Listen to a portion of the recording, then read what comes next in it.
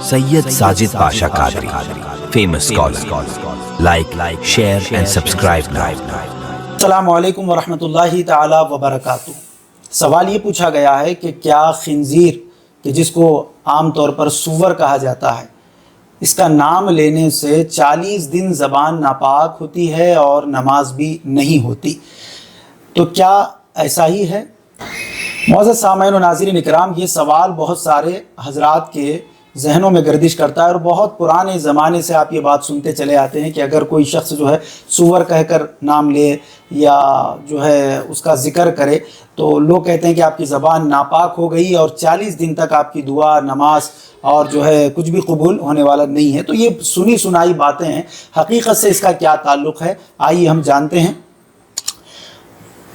उलमाए किराम फरमाते हैं कि मज़हब इस्लाम में सूअर का गोश्त खाना हराम है और इसका गोश्त, पोस्त, हड्डी, बाल, पसीना, थूक वगैरह पूरा बदन और इससे खारिज होने वाली हर चीज़ नापाक है और बेईमाना इससे नफ़रत करना ईमान की पहचान और मोमिन की शान भी है।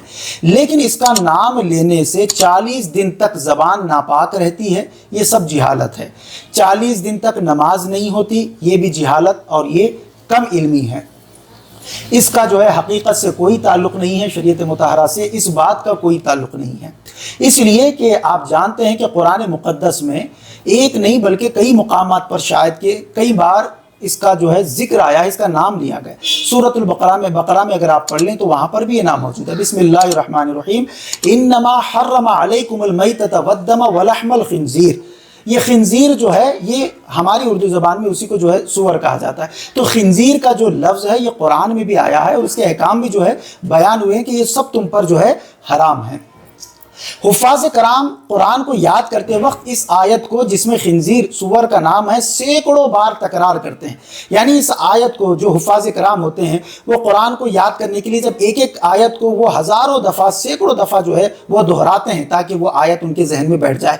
तो वहाँ पर जब इस आयत में पहुँचते हैं इन्नमा हर्रमा अलैकुमुल मैतत वद्दम वलहमल खिंजीर, ये खिंजीर के लफ्ज़ पर जब पहुँचते हैं तो इसको भी जो है वो सैकड़ों दफ़ा याद करते हैं ताकि ये आयत उनके जहन में बैठ जाए। तो अब अगर ऐसा होता है तो हर हाफिज की ज़बान जो है ये नापाक हो जाएगी और ये बात रोज़े रोशन की तरह वाज़ेह है कि जो कुरान पढ़ता है तो उसकी ज़बान नापाक नहीं बल्कि पाक होती है और अल्लाह तबारक व तआला उसकी ज़बान में बरकत अता फरमाता है। माह रमज़ान में हालत नमाज में और बाज़ औक़ात गैर रमज़ान में भी नमाज़ों में इस आयत की तिलावत होती है जिसमें सूअर का नाम मौजूद है, कि जिसको हमारी ज़बान में, उर्दू ज़बान में सूअर कहते हैं और उसको अरबी में खिंजीर कहा जाता है। तो तिलावत की जाती है तो क्या उस वक्त भी ज़बान नापाक होती है? तो ऐसा नहीं है। अगर माज़अल्लाह ज़बान नापाक हो जाती तो फिर नमाज कैसे होगी, क्योंकि नमाज के लिए तो पाकी ये शर्त है।